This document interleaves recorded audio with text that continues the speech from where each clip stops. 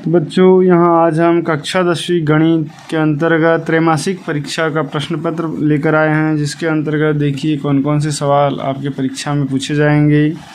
इनको हम देखते हैं। जैसे पहला सवाल हमारे पास दिया हुआ है, रिक्त स्थान की पूर्ति कीजिए। तो देखिए क्या लिखा है, 13/3125 का दशमलव प्रसार खालिस्तान है। देखिए दशमलव प्रसार पूछा हुआ है, तो दशमलव प्रसार जब हम 3125 का गुणनखंड तोड़ के देखेंगे और यदि उसमें 5 और 2 के अतिरिक्त दूसरा नहीं है तब हम क्या लिखेंगे, दशमलव प्रसार शांत है। और यदि 5 और 2 के अतिरिक्त कोई दूसरी संख्या है तो हम लिखेंगे अशांत है। यह शून्यकों का योगफल खालिस्तान होता है। तो शून्यकों का योगफल क्या होता है friends, a plus B minus B upon A, ठीक है, माइनस बी अपॉन ए। फिर है बहुपद इतने का में बहुपद की घात क्या है। तो देखिए यहाँ बहुपद की घात का मतलब होता है सबसे बड़ी घात। तो यहाँ सबसे बड़ी घात कितने की है, 3 की। तो बहुपद की घात कितनी हो जाएगी, 3 की घात हो जाएगी। उसके बाद हमारे पास लिखा है बहुपद x² + 7x + 10 में शून्यकों की संख्या कितनी होगी। तो देखिए जितने अधिकतम घात जो होती है उतने ही शून्यक होते हैं। यहाँ 2 की घात है, इसलिए अधिकतम इसके जो शून्यक होंगे वो 2 होंगे।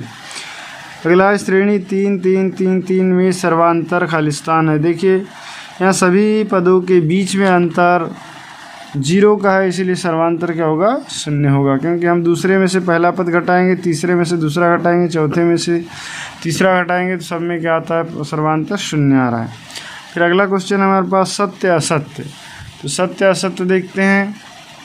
क्या लिखा है, समांतर श्रेणी के प्रत्येक पदों का अंतर समान होता है। तो ये हमारे पास सत्य है। फिर वर्गमूल 3 अपरिमेय संख्या है, ये भी हमारे पास सत्य है। अगला क्वेश्चन हमारे पास लिखा है x² + 2x - 3 के मूल काल्पनिक है।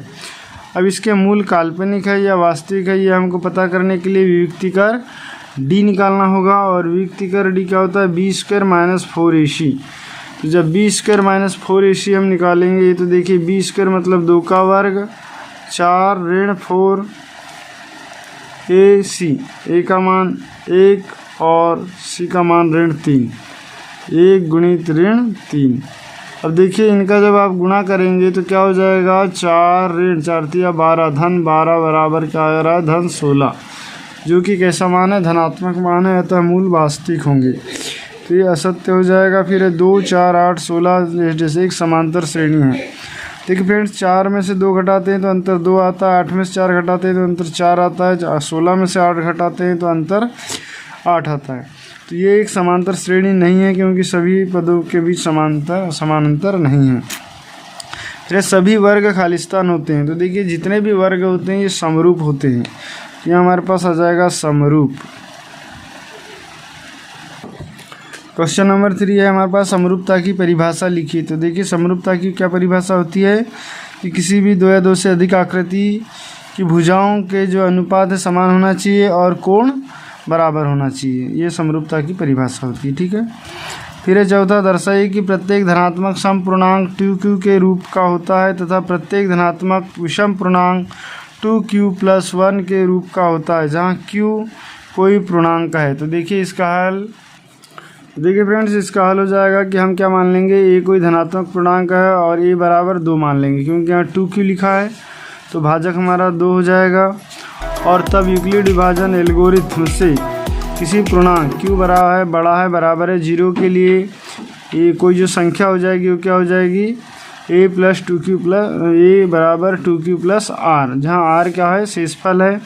और जो क्या हो सकता है, ये जो भाजक है इससे 1 कम होगा या 0 और इससे 1 कम, मतलब 1 तक होगा, 0 और 1, क्योंकि जो शेषफल होता है वो क्या होता है, 0 छोटा होता है, बराबर होता है r के, और r छोटा होता है 2 से, 2 मतलब ये भाजक से। इसीलिए a बराबर 2q या a बराबर 2q + 1 होगा, क्योंकि जब हम यहाँ 0 रखेंगे r के जगह में तो ये हो जाएगा 2q, और जब 1 रखेंगे तो 2q + 1 हो जाएगा। अब जब विषम पूर्णांक सम पूर्णांक होगा तो ये r का मान 0 होगा और इसीलिए 2q आ जाएगा, और जब विषम पूर्णांक होगा तो r का मान 1 होगा, तो ये हो जाएगा 2q + 1। तो इस तरीके से इसका आंसर हो जाएगा। अगला क्वेश्चन हमारे पास यूक्लिड विभाजन एल्गोरिथ्म का प्रयोग कर निम्न HCF ज्ञात कीजिए। देखिए 135 और 225 तथा 196 और 38,220 इसका यूक्लिड विभाजन फलनिका का प्रयोग करना है और HCF ज्ञात करना है। तो देखिए इसका हल कैसा निकालेंगे। देखिए हमको 135 और 225 का HCF निकालना है। यहाँ पर 225 बड़ा है तो हम 135 का भाग देंगे। तो देखिए 225 में 135 का भाग एक बार जाएगा और शेषफल 90 बचेगा। तो हम क्या लिख देंगे 225 बराबर 135 गुणित 1 धन 90। उसके बाद हम क्या करेंगे, देखिए यहाँ 90 छोटी संख्या बड़ी संख्या है 135 में अब 90 का भाग देंगे। तो 135 में 90 का भाग एक बार जाएगा और शेषफल हमारे पास 45 बचेगा। अगली बार हम क्या करेंगे कि 90 को इधर रखेंगे और 45 का भाग देंगे। देखिए 45 का भाग 2 बार गया और शेषफल 0 बचा। तो यूक्लिड विभाजन प्रमेय से हम यहाँ पर 0 शेषफल आते तक ऐसी प्रक्रिया करते रहते हैं और जब लास्ट में 0 किसका भाग देने पर आया 45 का। तो ये 45 जो हमारा नया भाजक है ये क्या होगा, इनका HCF हो जाएगा। तो अभिष्ट HCF 135 और 225 का कितना होगा 45 होगा। ठीक इसी प्रकार यहाँ 38,220 में और 196 का जब LCM हम निकालेंगे HCF निकालेंगे तो 196 का भाग देंगे और वो भाग 195 बार जाएगा और क्या बचेगा शेषफल 0। अतः इसका हमने भाग कितने बार दिए 196 बार, इसीलिए 196 क्या हो जाएगा इसका HCF होगा। ठीक है फ्रेंड्स। अगला क्वेश्चन हमारे पास लिखा है कि गुणनखंड विधि से x² ऋण 3x ऋण 10 बराबर 0 का मूल्य ज्ञात कीजिए। तो इसका आप गुणनखंड विधि से हल ज्ञात कर सकते हैं। फिर समांतर श्रेणी का 11वां पद ज्ञात कीजिए। देखिए nवां पद का सूत्र होता है a + n-1 इंटू डी। 11वां पद निकालना है हमको, तो 11वां पद का देख लेते हैं इसका भी हल कि इसका हल निकालेंगे तो पहला पद हो गया a बराबर ऋण 3 और सर्वांतर निकालेंगे तो देखिए 2 में से हम ऋण 1/2 करेंगे, ऋण 1/2 में से ऋण 3 घटाएंगे तो हमारे पास कितना बचता है 1/2 और हमको 11वां पद निकालना है तो n का मान हो जाएगा 11। अब यहाँ सूत्र लगा देंगे n बराबर a + n-1 इंटू डी। तो देखिए a का मान आ गया ऋण 3, n का मान 11, ऋण 1 और d का मान आ गया 2.5। इसको हल करने पर देखिए उत्तर क्या आ जाता है 22। तो इसका उत्तर हो जाएगा 22। ये अगला क्वेश्चन है फ्रेंड्स, क्या है कि ऐसी दो संख्याएं ज्ञात कीजिए जिनका योग 27 हो और गुणनफल 182 हो।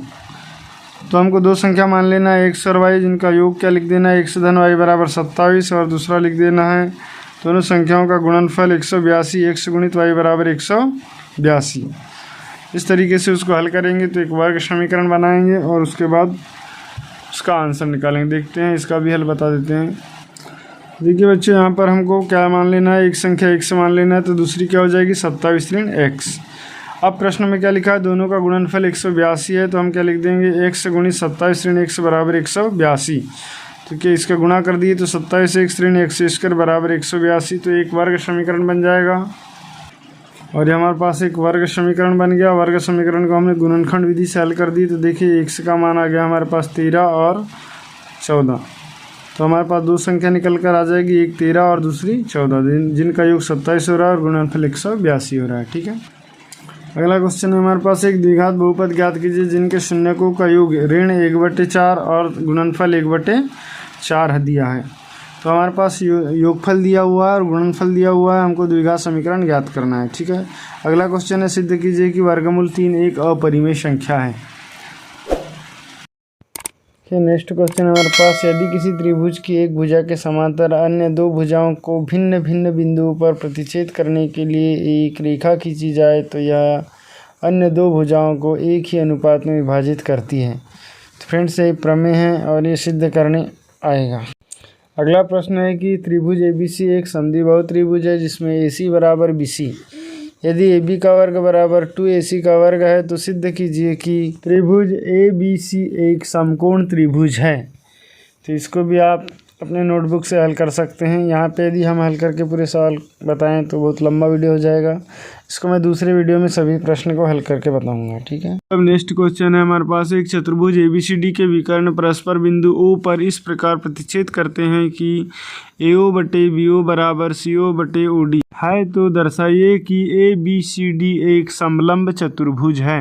जो नेक्स्ट क्वेश्चन है हमारे पास, निम्न समीकरणों के मूल ज्ञात कीजिए जहाँ x ऋण 1/x बराबर 3 और जहाँ x बराबर नहीं है 0। तो आप इसको गुणनखंड विधि या सूत्र विधि दोनों में से किसी भी एक विधि से हल कर सकते हैं। नेक्स्ट क्वेश्चन है, दो समांतर श्रेणियों का सार्वंतर समान है। यदि इनके 100वें पदों का अंतर 100 है तो इनके 1000वें पदों का अंतर क्या होगा।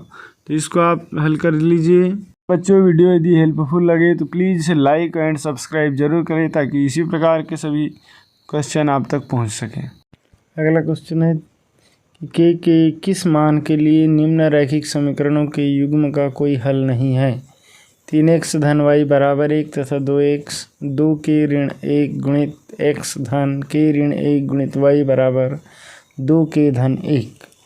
फ्रेंड्स, इसको आप वज्रगुणन विधि से या विलोपन विधि से आप हल कर सकते हैं। अब नेक्स्ट क्वेश्चन है हमारे पास कि दर्शाइए कि कोई धनात्मक विषम पूर्णांक 6q+1 या 6q+3 या 6q+5 के रूप का होता है जहाँ q कोई पूर्णांक है। तो फ्रेंड्स, इसका भी हल आप अपनी नोटबुक से देख कर जा सकते हैं जो अध्याय 1 की प्रश्नवाली 1.2 में है।